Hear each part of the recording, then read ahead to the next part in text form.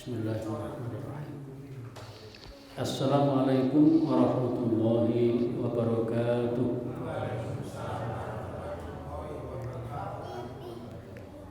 Alhamdulillahi rabbil alamin wa bihi nasta'inu ala umuri dunya waddin. Asyhadu an la ilaha illallah wahdahu la syarika lah wa asyhadu anna Muhammadan abduhu wa rasuluh. Fa usalli wa usallimu ala Muhammad wa ala alihi wa ashabihi ajma'in, amma ba'd. Faqala ta'ala fi kitabil karim, a'udzu billahi minasyaitonir rajim, wa ma ataakumur rasulu fakhudhuhu wa ma nahakum anhu fantahu wattaqullaha innallaha syadidul iqab. Shadaqallahu. Bapak Ibu yang saya hormati, malam ini saya akan menyampaikan tentang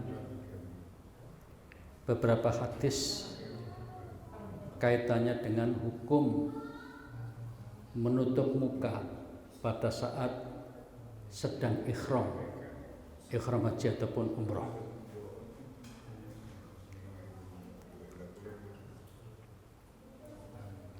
Ihram itu apa? Ihram adalah keadaan seseorang yang telah berniat untuk ibadah haji atau umrah.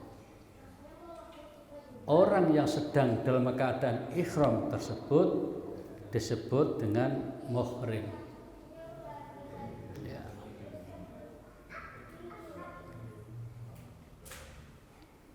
Pada saat seseorang sudah dalam keadaan ihram, maka berlaku aturan mengenai larangan-larangan yang harus dijaga atau dihindari selama dalam keadaan ihram.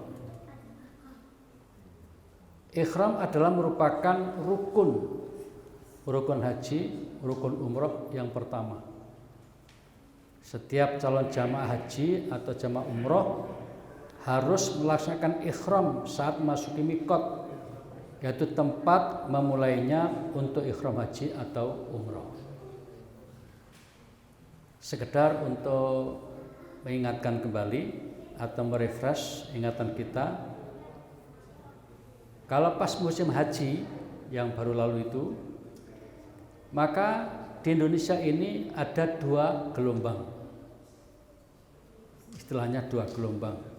Gelombang pertama untuk Jawa Timur dari Surabaya ke Madinah dulu, baru ke Mekah. Untuk gelombang 2 dari Surabaya langsung ke Mekah, baru nanti pulangnya ke Madinah. Apa bedanya kaitannya dengan ihram ini? Bedanya adalah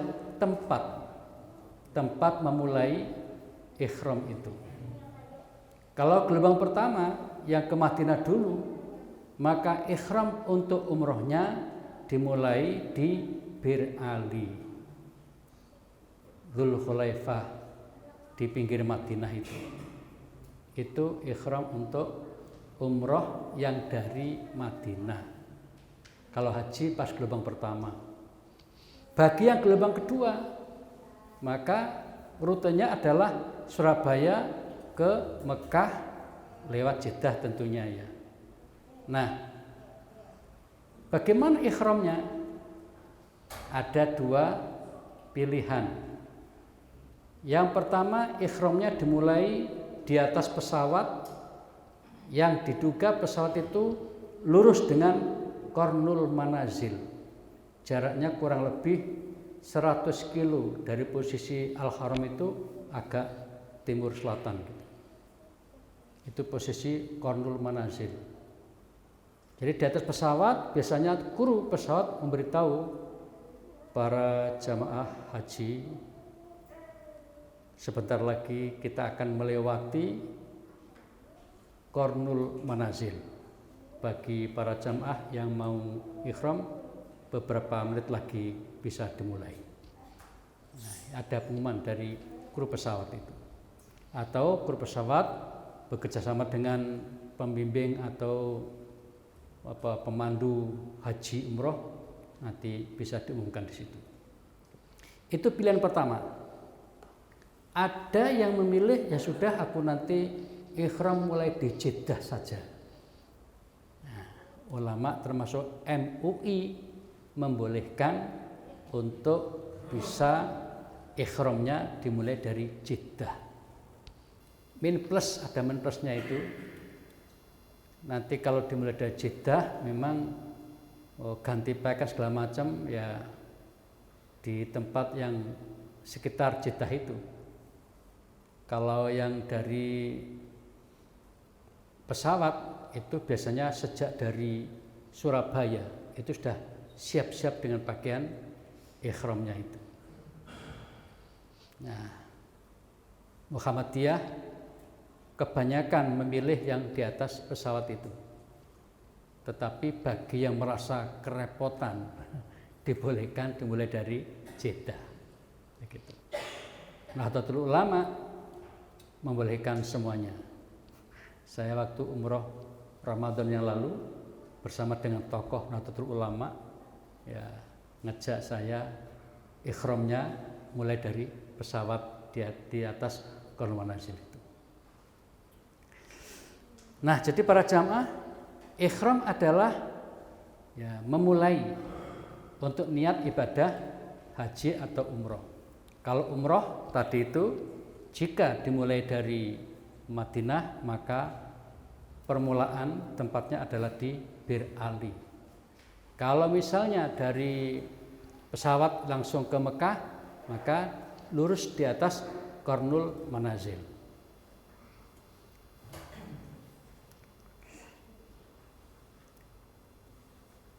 Kemudian bagaimana kalau haji? Tadi ada ihram umroh, ada ihram haji. Ihram haji dimulai tanggal 8 Zulhijjah. Tidak bisa diotak-atik. Kalau umroh bisa diotak-atik. Kapan saja boleh umroh itu. Jadi mau bulan Rabiul Awal, mau bulan Jumadil Ula Sani, mau apalagi bulan Muharram, bulan Rajab, bulan Sya'ban, bulan Ramadan, umroh bebas. Tapi kalau haji hanya satu itu, dimulai tanggal 8 Zulhijjah. Nah kemudian ihramnya dimulai dari Mekah. Kalau kita orang Indonesia ya dari hotel masing-masing. Itu ihram haji. Nah, sekarang biasanya ketika seseorang sudah mau berniat untuk haji, berniat untuk umroh sama saja ihram ya, maka untuk bapak-bapak agak repot memang diwajibkan untuk menggunakan pakaian hanya 2 lembar kain saja. Yang pertama untuk bagian bawah semacam sarung, yang kedua untuk yang di atas menutup bahu kedua-duanya. Itu pakaian untuk kaum laki-laki. Sedangkan untuk perempuan seluruh anggota tubuhnya ditutup kecuali tidak boleh buka muka, tidak boleh menutup muka dan tidak boleh menutup telapak tangan. Jadi itu 2 itu yang harus dibuka. Semuanya ditutup, mulai ujung rambut sampai ujung kaki ditutup semuanya. Bahkan kakinya kan pakai kaos kaki, tertutup juga. Yang dibuka ini, tangan ini sama muka. Itu posisi pakaian wanita. Adapun laki-laki tadi itu pakai 2 lembar kain, yang satu dipakai sarung, yang satu untuk selendangnya itu. Nah, 2 jenis ini diberlakukan beda dalam beberapa hal, tapi yang lain sama. Bagi laki-laki yang tidak dibolehkan adalah apa ini? Di sini tidak boleh satu pakai baju, pakai gamis. Jadi pakai baju biasa pun tidak boleh. Imamah penutup kepala termasuk kopiah tidak boleh. Kemudian pakai celana, 3 macam celana tidak boleh. Apa 3 macam itu? Celana panjang, celana pendek, dan celana yang lebih kecil lagi. Tidak boleh semuanya. Untuk laki-laki. Burnus, baju yang ada penutup kepalanya itu. Ya kan ada baju yang ditambah tutup kepala dikit itu. Itu juga tidak boleh. Sepatu juga nggak boleh. Sepatu yang menutup mata kaki. Yang menutup mata kaki itu tidak boleh. Kecuali jika tidak punya sandal, maka dia boleh pakai sepatu, tapi suruh motong itu, yang kira-kira nutup apa? Nutup mata kaki tadi suruh motong. Kemudian tidak boleh juga menggunakan kain yang diberi minyak wangi. Jadi misalnya kalau kain ikhramnya tadi itu kemudian ini laki-laki ya, dicelupkan dengan campuran minyak wangi yang sangat harum itu. Nah, nanti ada problem bagaimana kalau pakai multo, apakah termasuk minyak wangi? Ya kalau dianggap wangi tidak usah pakai gitu aja. Kalau pakai sabun mungkin nggak seberapa, tapi sudah multo kan terasa banget ya harumnya. Lebih baik dihindari. Karena zaman dulu belum ada multo, maka Nabi nggak menyebut tidak boleh pakai multo lah.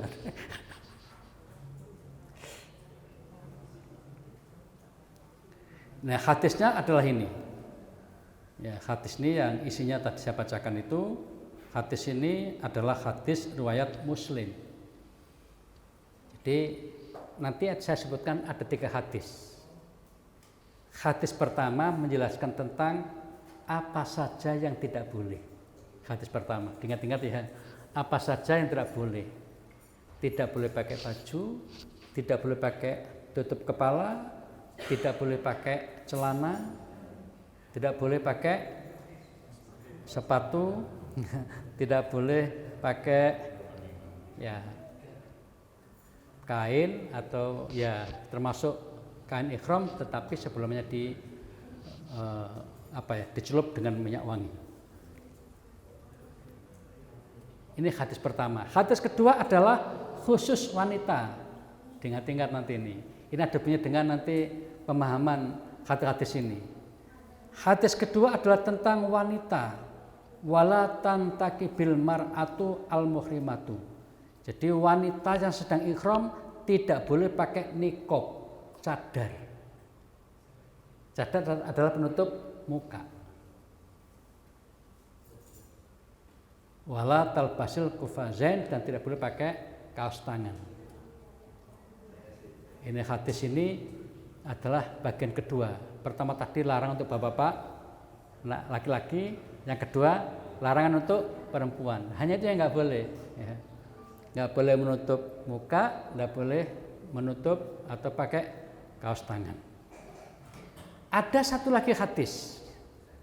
Jadi 3 nanti menjadi pedoman para ulama untuk menetapkan menutup muka, termasuk nanti masker boleh apa tidak. Hadis ketiga adalah kasus yang terjadi pada masa Nabi. Ada sahabat yang sedang ikhram jatuh meninggal. Mungkin kepalanya tertatap oleh batu-batu begitu, kira-kira terus berdarah-darah lalu meninggal.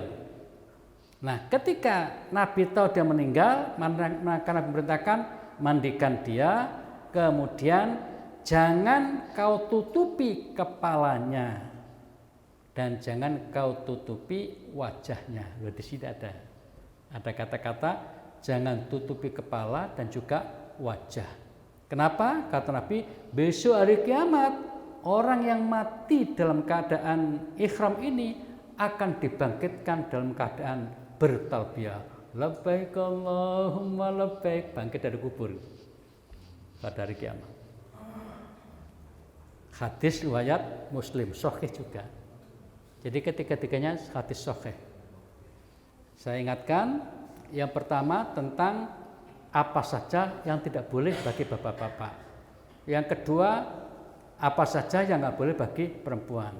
Dan yang ketiga ini, orang yang meninggal dalam keadaan ikhram, biarkan tetap seperti itu pakaiannya dan jangan ditutup kepala dan mukanya. Karena begitu nggak boleh.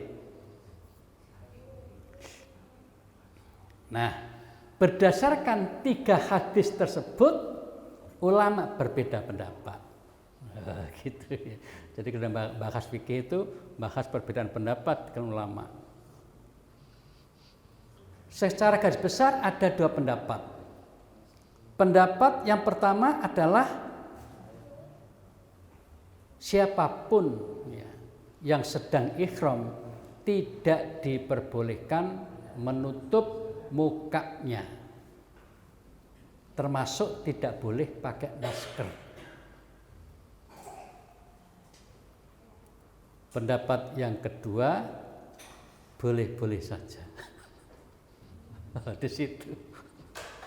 Jadi ada dua pendapat ulama yang mengatakan tidak boleh apakah menutup seluruh mukanya seperti cadar atau menutup sebagian seperti masker, hanya hidung dan mulutnya ditutup. Kalau seluruhnya ini masker. Itu pendapat pertama. Dan pendapat kedua mengatakan boleh-boleh saja. Baik menutup sebagian maupun menutup seluruhnya boleh-boleh saja. Hadisnya 3 tadi itu. Jadi nanti pemahamannya, fikihnya yang berbeda. Ya, pemahamannya berbeda terhadap 3 hadis itu. Nah, sekarang siapa pendukung pendapat pertama dan siapa pendukung pendapat kedua? Ternyata dari 4 mazhab, masih ingat mazhab 4 terkenal itu, mazhab Hanafi paling tua, lalu mazhab Maliki, mazhab Syafi'i dan mazhab Hambali. Ternyata terbelah jadi 2. 4 mazhab ini terbelah jadi 2. Mazhab Hanafi dan Maliki cenderung tidak boleh, baik seluruhnya maupun sebagian. Berarti mazhab Hanafi, mazhab Hambali melarang laki perempuan pakai masker. Tetapi sebaliknya mazhab Syafi'i, mazhab Hambali boleh-boleh saja. Pakai menutup muka seluruhnya juga boleh, mukanya loh ya, bukan kepala. Apalagi hanya pakai masker, boleh. Ini pendapat mazhab Syafi'i, mazhab Hambali. Dan 2 mazhab ini adalah mazhab terbesar. Sehingga boleh disebut mayoritas ulama berpendapat boleh-boleh saja menutup muka. Ya, untuk laki-laki ya, untuk laki-laki. Kalau pakai masker ini juga disebutkan boleh. Nah, sekarang kita ngaji ini adalah untuk mengetahui apa alasan ulama, dalilnya mana, kok melarang, dan alasan ulama apa, kok membolehkan. Itu kita ngajinya di situ. Jadi kita nanti ngambil pendapat apakah setuju dengan yang melarang ataukah setuju dengan yang bolehkan, itu harus berdasarkan ilmu. Ini ilmunya. Pendapat pertama, orang yang ihram tidak boleh menutupi wajah dan kepala. Karena larangan ini, maka apabila orang terpaksa melakukannya, maka dia harus bayar denda, bayar fidyah. Jadi misalnya ada orang yang aku lo gak bisa turun nih, gak tak tutupi mukaku. Pas naik bis itu ya, perjalanan dari Madinah ke Mekah itu kan sampai 6 jam perjalanan ini. Aku nih gak tak tutupi mukaku ngene, gak bisa turu-turu, ya apa iki? Ya kan gitu. Kalau dia berpendapat bahwa itu dilarang, wajib bayar denda. Apa dendanya itu? 3, boleh milih. Nek sugih duit gak karo-karo anake, menyembelih seekor kambing. Nek duitnya masih sithik, ngasih makan 10 orang. Nek sithik meneh, gak usah sedekah, cukup puasa saja. Jadi ada pilihan-pilihan begitu. Itu surat Al-Baqarah 196 itu. Bisa dilihat itu. Tentang hukuman atau denda bagi orang yang harus menjaga aturan, tapi dia karena terpaksa tetap melanggar tadi itu. Ini bagi berpendapat bahwa menutup muka tidak boleh.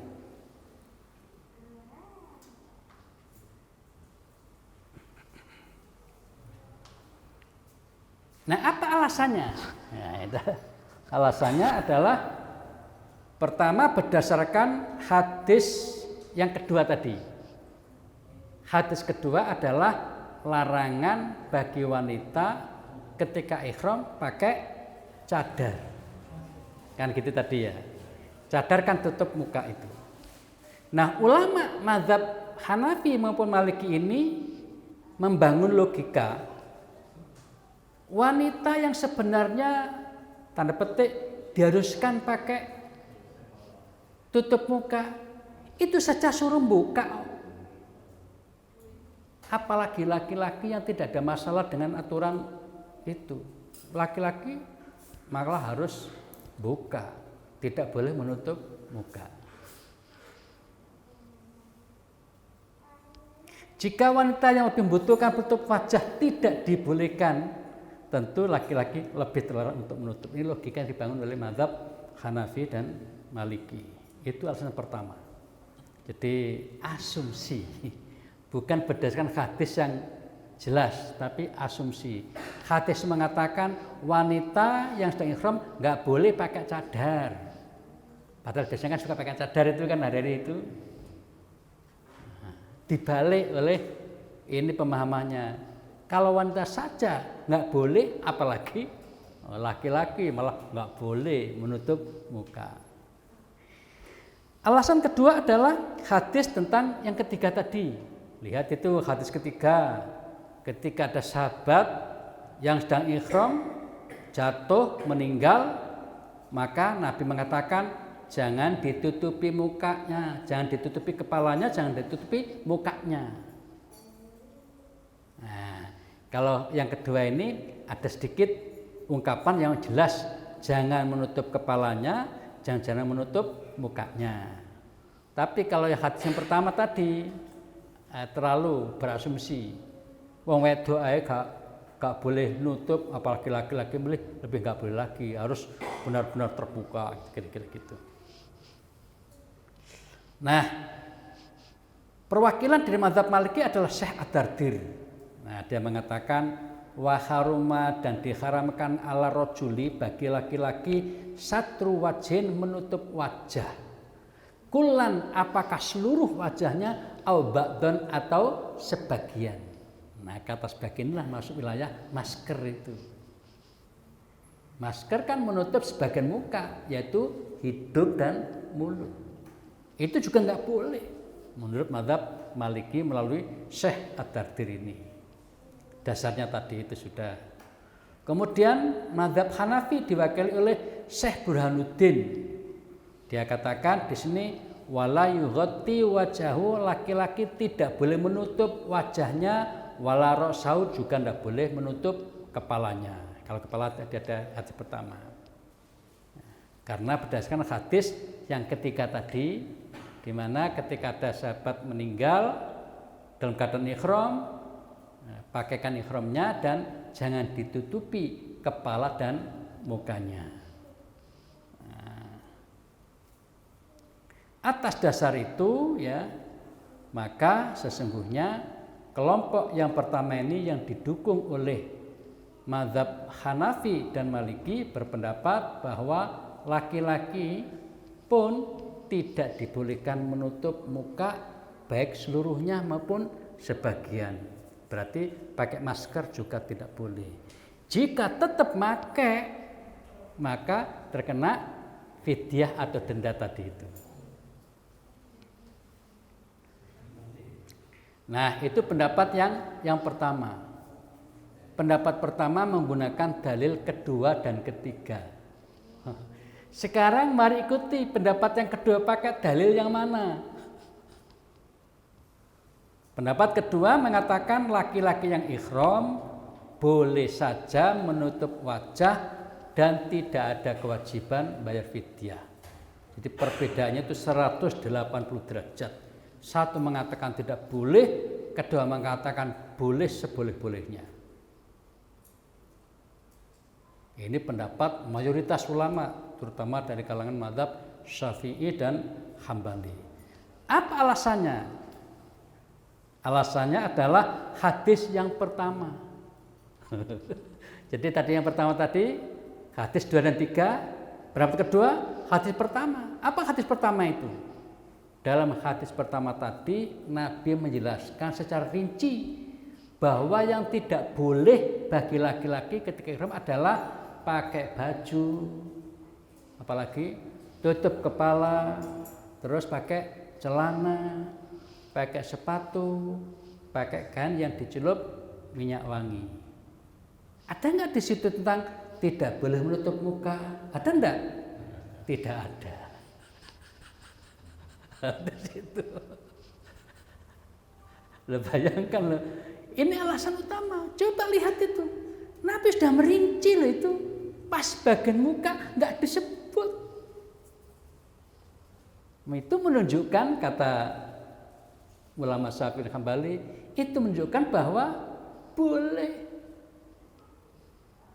membuka, menutup bebas. Tidak ada aturan yang melarang di situ.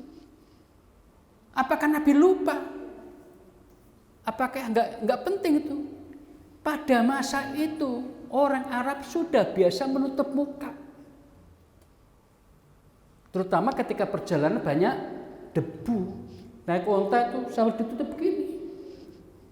Kadang-kadang kayak perempuan itu kan, menutup mukanya. Itu enggak disebut.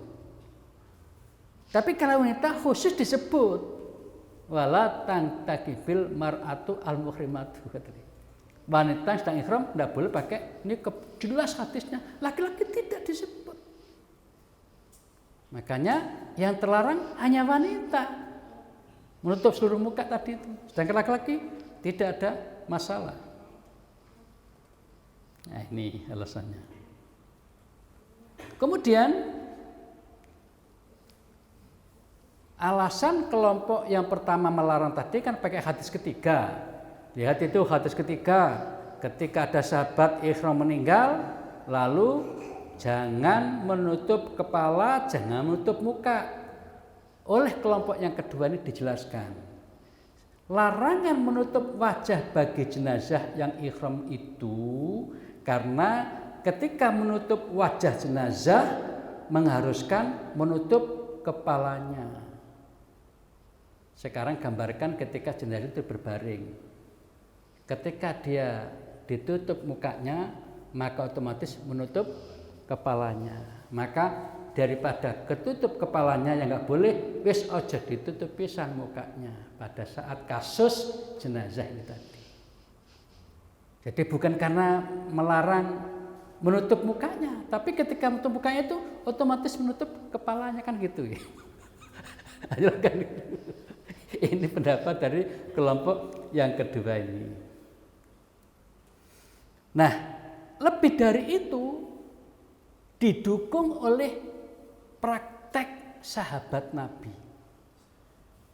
Ternyata ditemukan kasus atau peristiwa beberapa sahabat Nabi yang hebat ketika ihram itu menutup muka. Nah, di sini Imam Nawawi mulai menyebut madhabuna, madhab kami, madhab Syafi'i, annau bahwasanya ya juzu boleh lirrajul muhrimi bagi laki yang sedang ihram satra wajh menutup wajahnya boleh. Wala fidyah dan tidak perlu membayar fidyah, boleh bebas.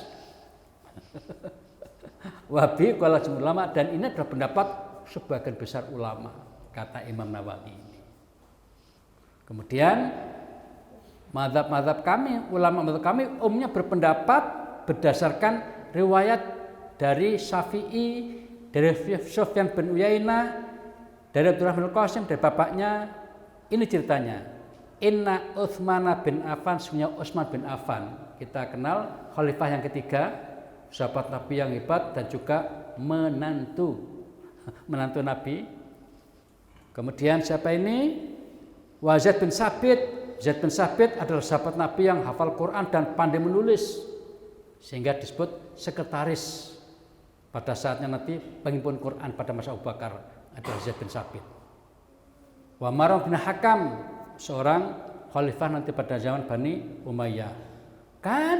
Mereka ini para sahabat yang hebat-hebat ini yukhmiruna wujahum, menutup wajah-wajah mereka, wa hum, padahal mereka sedang ihram.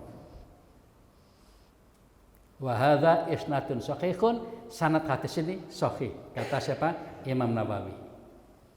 Nah, jadi kalau sudah ada praktek begini gimana pemahamannya? Ya sudah jelas, enggak usah pemahaman lagi. Sahabat-sahabat Nabi yang hebat itu aja menutup mukanya. Pada suatu saat ya tentu pikiran kita ketika terjadi angin yang bagaimana, terus debu yang bagaimana.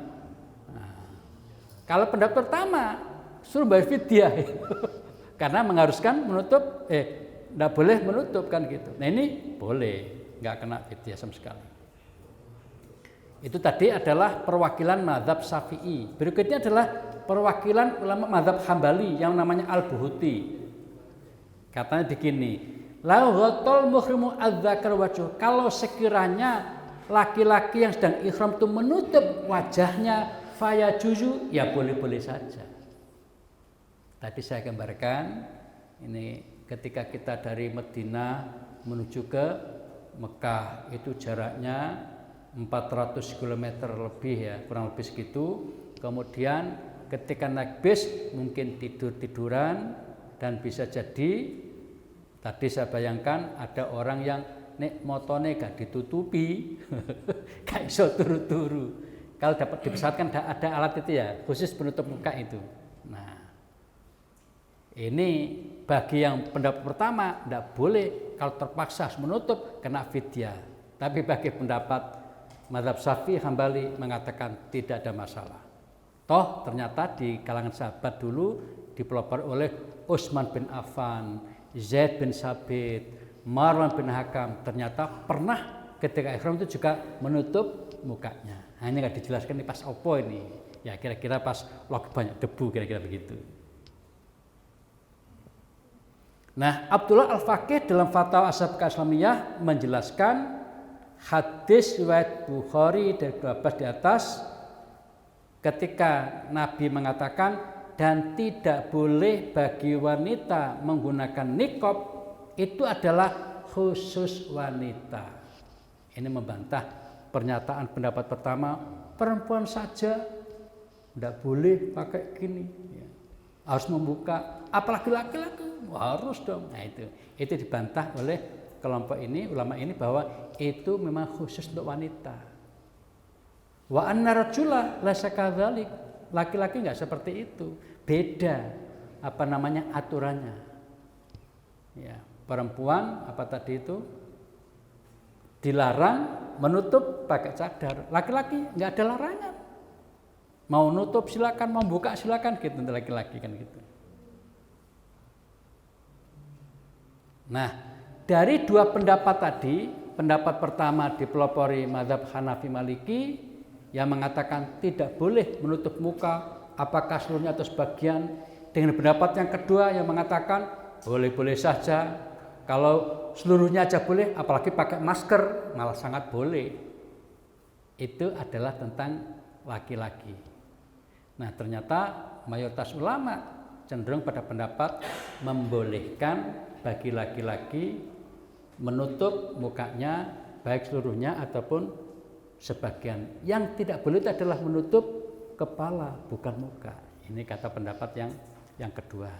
Dan jika kita memilih prinsip untuk kemudahan, maka ketika kita dalam perjalanan di mana kita butuh masker, ketika kita butuh masker supaya enggak banyak debu yang masuk ke hidung kita dan sebagainya, maka tidak ada masalah bagi laki-laki menggunakan masker. Nah, sekarang bagaimana tentang wanita?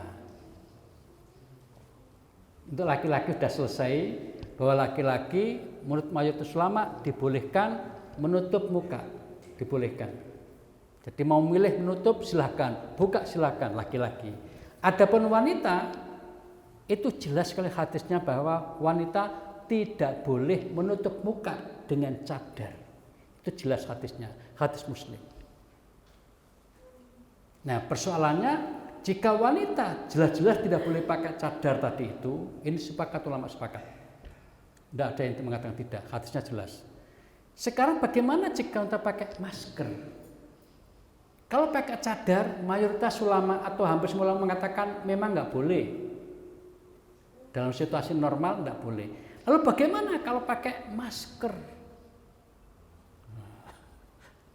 Ternyata para jamaah, ini kan dalil yang tadi bahwa wanita nggak boleh pakai niqab, pakai cadar. Nah, ada keterangan begini, wa innama muni'atil mar'atu minal burku wan niqab, bahwasanya wanita yang ihram itu tidak dibolehkan pakai burku wan niqab, maksudnya itu cadar, wanah dan sejenisnya, mimma yu'adda li satril wajh, karena itu dianggap menutup wajah. Tidak boleh pakai niqab, tidak boleh pakai burku atau tidak boleh pakai cadar. Itu karena kedua jenis tadi itu dianggap penutup muka. Ya. Sekarang bagaimana dengan masker? Apakah masker termasuk penutup muka? Nah, ini jadi problem. Nabi dengan jelas mengatakan bagi wanita yang sedang ihram tidak boleh menutup muka pakai cadar. Itu jelas hadisnya. Semua ulama sepakat. Maka wanita nggak boleh pakai cadar ketika ihram. Sekarang masker, bagaimana? Apakah masker termasuk cadar? Itu maksudnya. Rupanya ulama beda pendapat lagi. Ada yang mengatakan masker termasuk penutup muka sebagian tadi itu kan. Yang satu mengatakan beda dong. Masker bukan penutup muka, itu penutup hanya mulut sama hidung gitu. Segitunya loh ulama itu membahasnya. Nah, bagi ulama yang mengatakan bahwa masker termasuk penutup muka, ya jelas wanita ketika ihram tidak boleh pakai masker. Akhirnya begitu pendapatnya. Lah MUI termasuk mirip begitu pendapatnya, tapi MUI masih ada komanya. Intinya itu sama dengan yang membolehkan. Apa kata MUI? Pada dasarnya wanita yang ihram tidak boleh pakai masker, kecuali jika situasi dipandang membahayakan kesehatan. Misalnya suasana Covid kemarin, atau mungkin debu-debu yang bisa mengganggu kesehatannya, maka boleh saja pakai masker dan tidak usah membayar fidyah. Ini beda dari pendapat yang pertama. Kalau pertama tadi kalau kepeksa pakai itu membayar fidyah. Ini kata MUI tidak usah membayar fidyah. Akhirnya mirip dengan pendapat yang kedua yang mengatakan masker tidak termasuk burku atau niqab tadi. Sehingga wanita yang ihram tetap dibolehkan pakai masker, apalagi dalam rangka menjaga kesehatannya. Nah, ini MUI saya kutip pendapatnya. Tapi di bawah maka hukumnya boleh dan tidak terkena fidyah kalau dia khawatir jika tidak pakai masker bahaya akan datang menimpa dirinya. Apakah sebab virus atau sebab yang lain yang membahayakan pokoknya. Di situ masih luas pendapat MUI itu. Nah, adapun ulama yang menganggap bahwa masker itu bukan penutup wajah, maka pakai masker bagi wanita tidak dilarang. Pendapat ini dipelopori oleh ulama Mesir. Mungkin semacam MU Mesir, Majelis Ulama Mesir. Nah, mereka menyatakan tidak dipandang melanggar syariat wanita pakai masker kesehatan untuk menghindari wabah saat sedang ihram umroh atau haji dan tidak perlu bayar fidyah. Jadi kira-kira MUI tadi juga terpengaruh pendapat ini. Tapi di sini tidak usah mengatakan yang lain bahwa intinya pakai masker itu nggak ada masalah. Apalagi ketika dikhawatirkan tadi itu. Nah, lalu dalam bahasa Arab saya melacak ini di mana itu pendapat itu. Ternyata ditemukan ya, di internet. Li'anal kamamata atibiyah, kata ulama Mesir, karena sebenarnya masker kesehatan itu tidak termasuk niqab, tidak termasuk niqab, tidak termasuk cadar, atau tidak termasuk penutup wajah yang dilarang ketika ihram, tidak termasuk itu.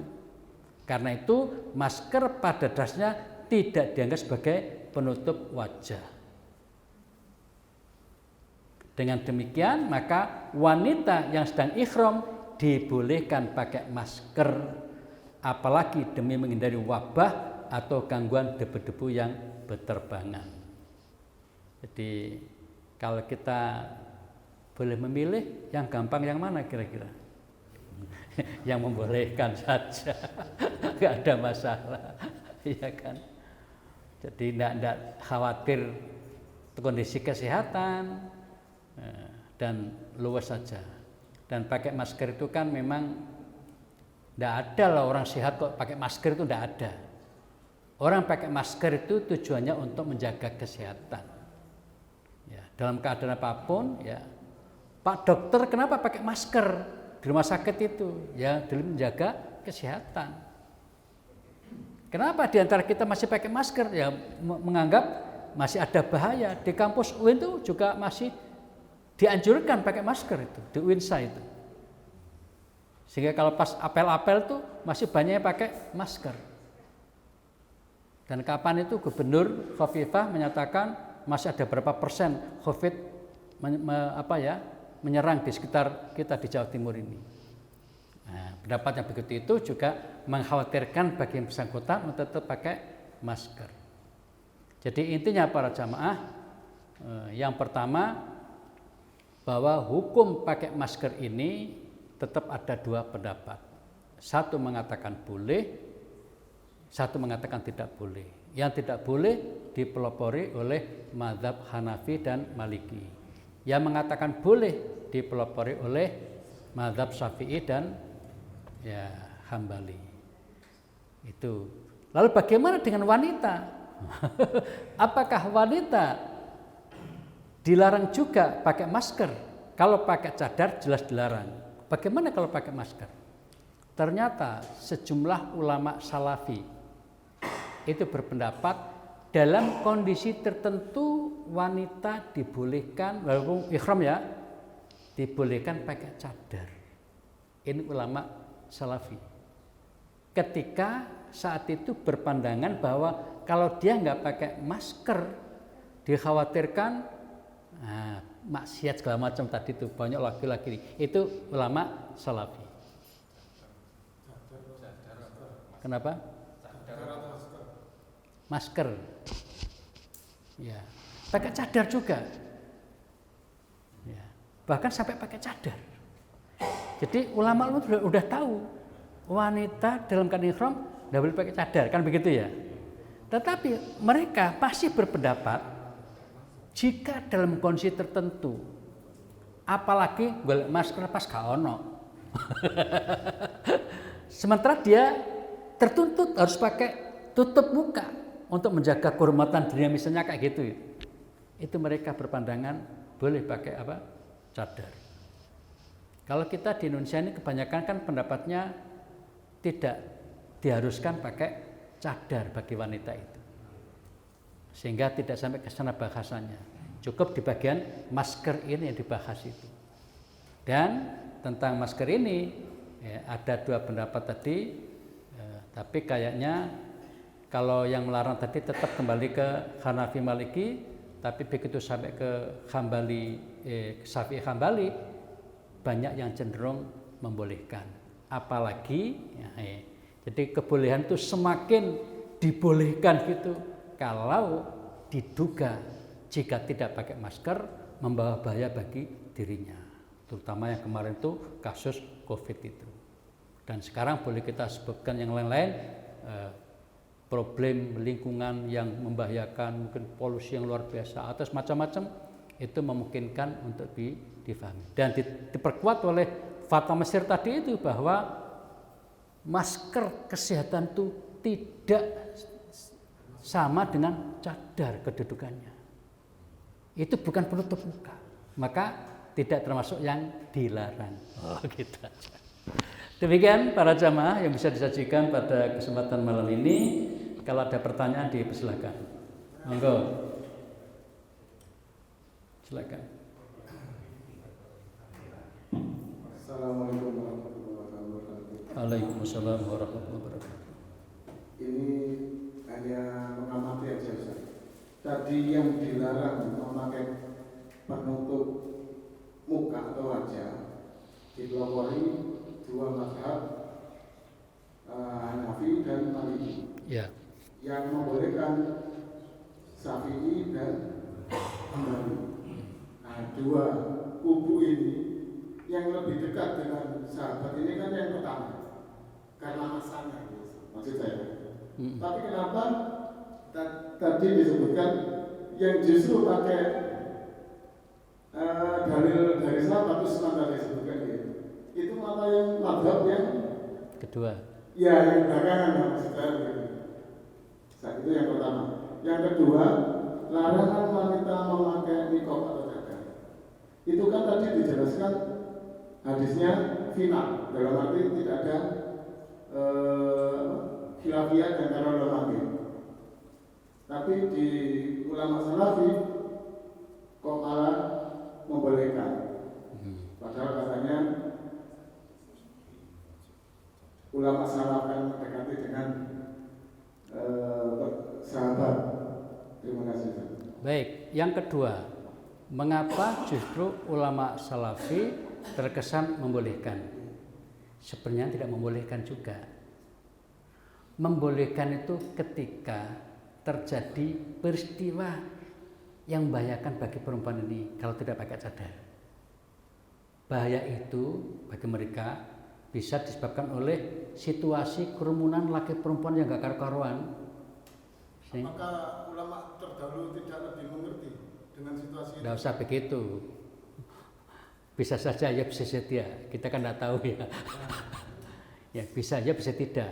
Mereka kan berdasarkan pemahamannya. Banyak ulama sekarang yang berani beda dengan ulama dulu banyak. Nah, ini contoh kasus. Nah, saya sebutkan ini termasuk ulama yang awal-awal kan, termasuk yang ya mutaqaddimin dalam konteks ini, karena sekitar 3 abad pertama itu termasuk 4 mazhab itu di dalamnya ada Hanafi, Maliki, Syafi'i dan Hambali. Maliki itu gurunya Syafi'i, jadi masih semasa ya. Kemudian Hambali pernah berguru kepada sahabatnya Hanafi, Yusuf, tapi kemudian Imam Hambali menjauh dari pendapatnya Syekh Yusuf yang sahabatnya Hanafi karena dianggap kurang pas. Jadi pada saat itu sudah terjadi perbedaan-perbedaan pendapat. Nah, perbedaan pendapat itu bisa saja karena pola pikir yang tidak sama. Bisa jadi itu. Bisa juga karena informasi yang sampai kepada mereka itu tidak sama juga. Sehingga menyebabkan bahan untuk menyimpulkan itu beda. Nah, jadi macam-macam penyebab berbeda itu. Bisa dikarenakan sumber hadisnya tidak sama. Yang kedua, mungkin hadisnya sama tapi cara memahaminya berbeda kayak tadi itu. Bisa juga disebabkan oleh ya tidak menemukan hadis yang seperti itu. Hadis ini nggak diterangkan. Sayangnya tidak ada diskusi bagaimana pendapat 2 mazhab pertama tadi terkait dengan peristiwa sahabat yang menutup muka tadi itu. Nggak ada diskusi di situ. Tetapi yang jelas dan pasti bahwa kelompok 2 mazhab tadi, Syafi'i Hambali, berhasil menemukan peristiwa sahabat Nabi yang sedang ihram menutup muka. Dan kata Nawawi, isnadu hasan, sanadnya sahih, bagus dan sah. Kan gitu persoalannya ya. Jadi kalau ditanya apakah yang dulu tidak lebih mengerti dari yang belakang, belum tentu. Nah, terbukti misalnya Hanafi mengatakan A, di belakang hari mengatakan B. Jadi bukan karena yang pertama mesti lebih paham, enggak. Cara pemahamannya berbeda. Itu aja. Wallahu a'lam ya. Itu tadi yang pertama ya. Yang jawab yang kedua. Yang pertama tadi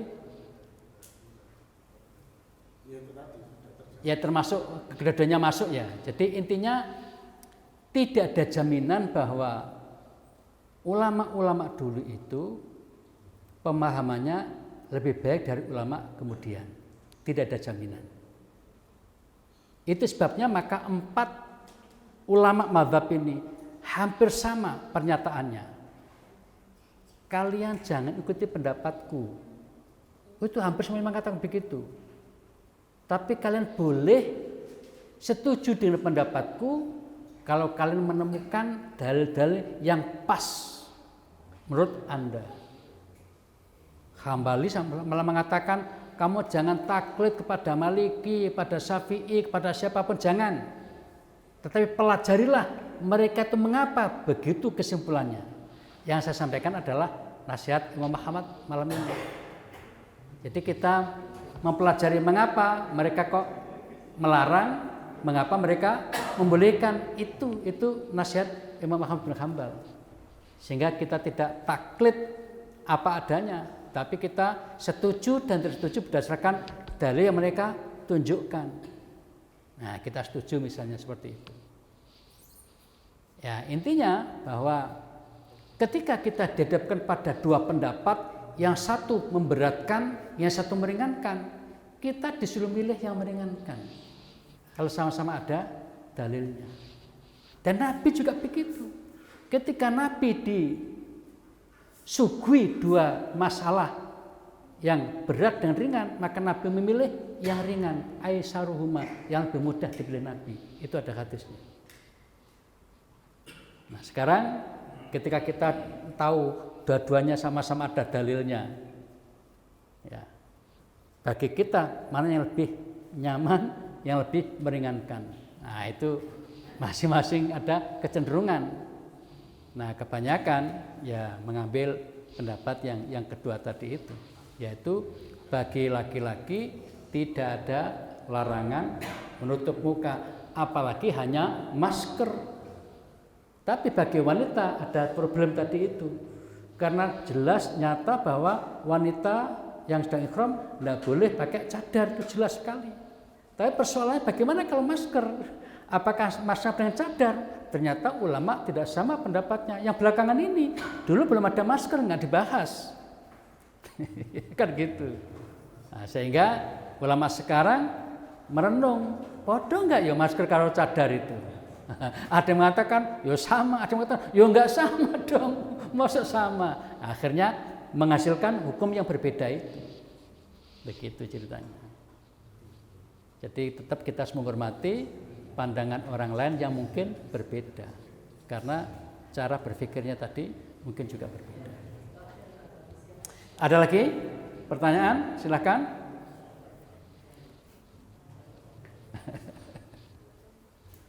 Ini kan kasus kemarin ketika haji itu, di jamaah Jabal Nur itu ada 2 atau 4 orang yang hari-hari pakai cadar. Di jamaah Jabal Nur kemarin, jamaah kami yang kurang lebih 140 orang itu, ada di antaranya sekitar 4 orang atau berapa itu yang pakai cadar. Nah, mereka sudah dapat pelajaran dari ustadznya, pokoknya pakai cadar saja, walaupun ihram kan gitu.